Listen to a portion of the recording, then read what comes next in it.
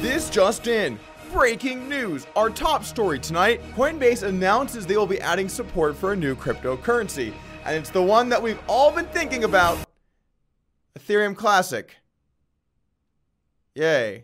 Next up, new kid on the blockchain EOS has been receiving some flack on several different fronts. Apparently there have been issues with EOS, and we're going to be taking a look at a few of them later in this video. According to this article from Cointelegraph, Justin Sun may have acquired the rights to BitTorrent. Now, is this the new future for the company, or perhaps is the sun starting to set? And finally tonight, Jack Dorsey's company Square has received its New York Bit license. Finally, Squares can purchase some Bitcoin. All of this and more tonight on Crypto News. Before we get going here today, I want to talk about what I've been up to lately. Now, you've probably seen on the channel that we haven't posted many videos lately. There's one rumor I wanted to spell right now. There are people saying that the only reason I made videos was because the market was going up, and that's a lie. It was like half the reason. In full disclosure, I realized that I want to try a different mix of content. Now, that still means I want to make some cryptocurrency videos and occasionally some poker videos, but I want to try my hand at something new and more mainstream. So I'm doing a news channel. It's probably going to have some comedy as well. I have no idea what it's going to end up looking like, but if you guys are interested in checking it out, I'll put a link in the description below. Moving into our top story tonight, let's talk about Coinbase adding support for Ethereum Classic. Now, most of us should remember the fiasco that went down last December when Coinbase decided to add Bitcoin Cash. There were several different factors at play. The first thing was, very suspiciously the day before the announcement, the price on Bitcoin Cash just kept going up. It's like people knew it was going to be listed on Coinbase. It does actually put people in a sort of awkward situation if you work at Coinbase. So I'm sure they said within the company, or at least I hope they did, look guys, like, don't trade in this information. You work for this company that, you know, this is essentially insider trading based on knowing what we're going to do here. So don't buy Bitcoin Cash right before the surge. But then meanwhile, you can buy pseudo-anonymous internet money that will probably double in price if you purchase right now, and you could do that knowing very well the price will go up. So there's essentially an issue here, which is do one thing, but the other thing is really good for you, and a lot of people capitalized on it. Then once Bitcoin Cash was added, there were a bunch of issues, including Coinbase stopping trading with Bitcoin Cash at an absurdly high price. And then Roger Ver coming out the next day and talking on MSNBC at the same time that all of a sudden Coinbase was allowing transactions again. Some weird stuff overall. I didn't like the way that Coinbase handled it, but I think that they're trying to learn from that and improve in the future. Overall, Coinbase does a good job.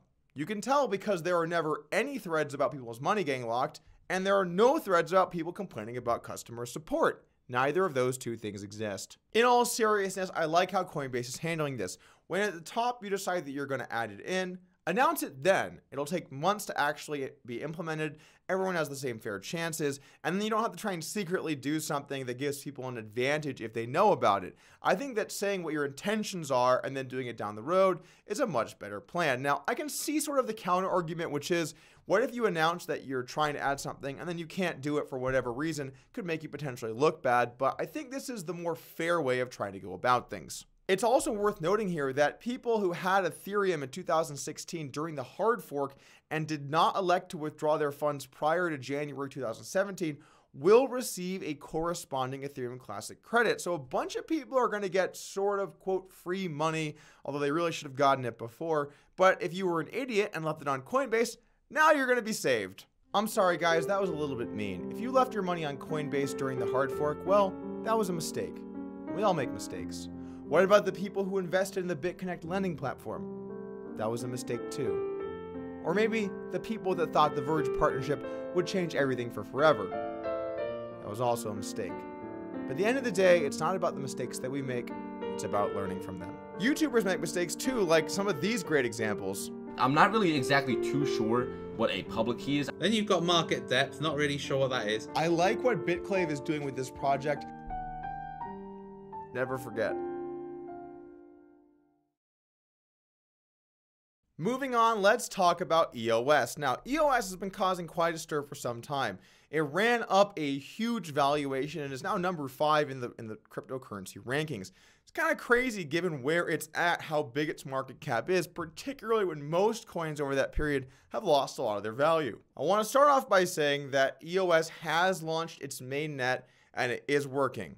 I don't want any more subreddits talking about me because I incorrectly talked about a mainnet launch. I'm talking to you, ICX. In general, you should be highly skeptical of massive market cap coins before they have their own network. At that point, they're just a token, and until they launch their own network, there are a lot of issues that can go awry that can cause your investment to become worth a lot less. What is EOS? Let's take a quick Google search here. What is EOS? All right. Oh, look, an article from coincentral.com. This will be informative.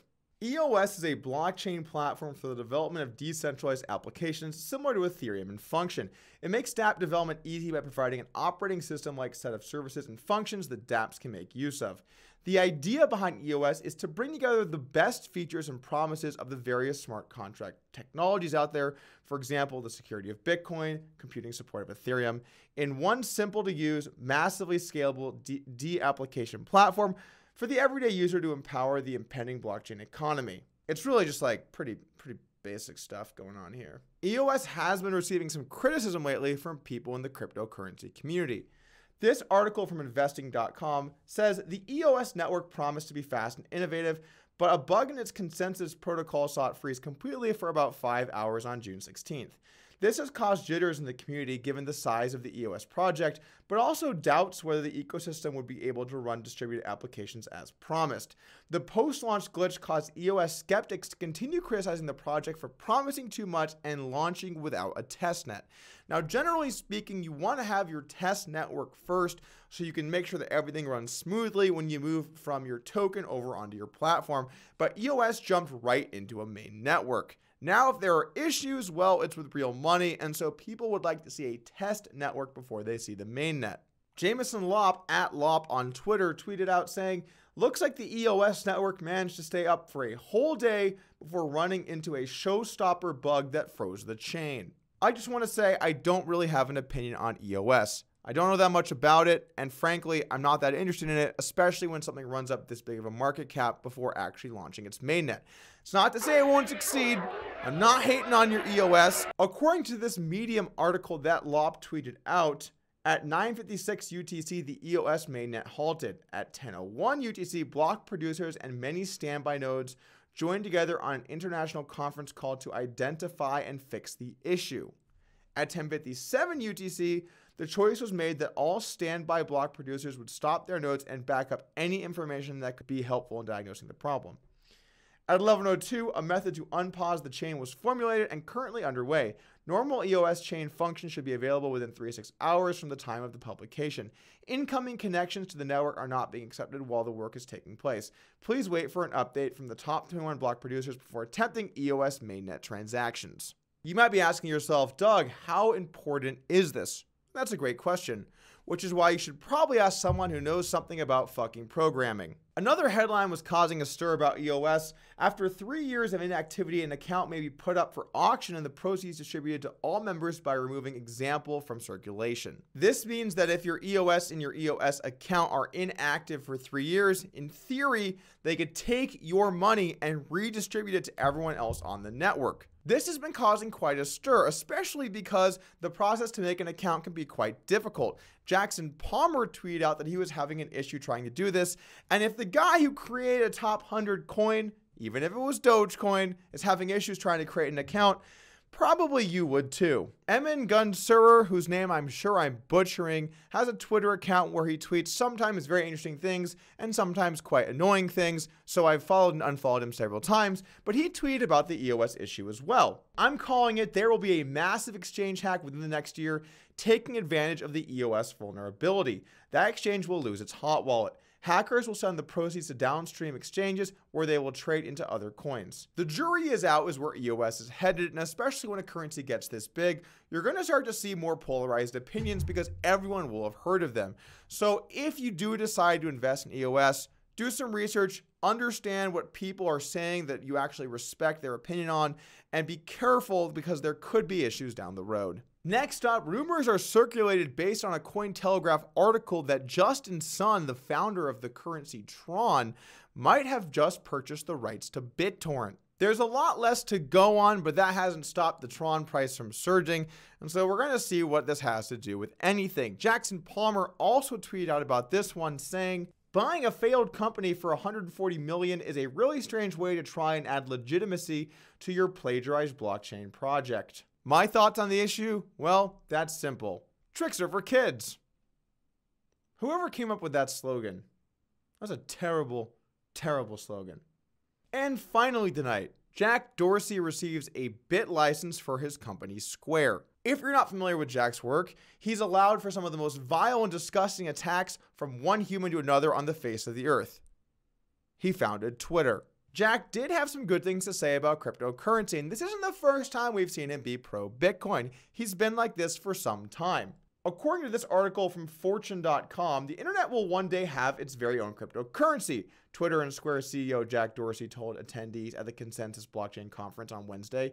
Dorsey, whose comments were earlier reported on CNET, said he's positive that the internet is going to have a native currency.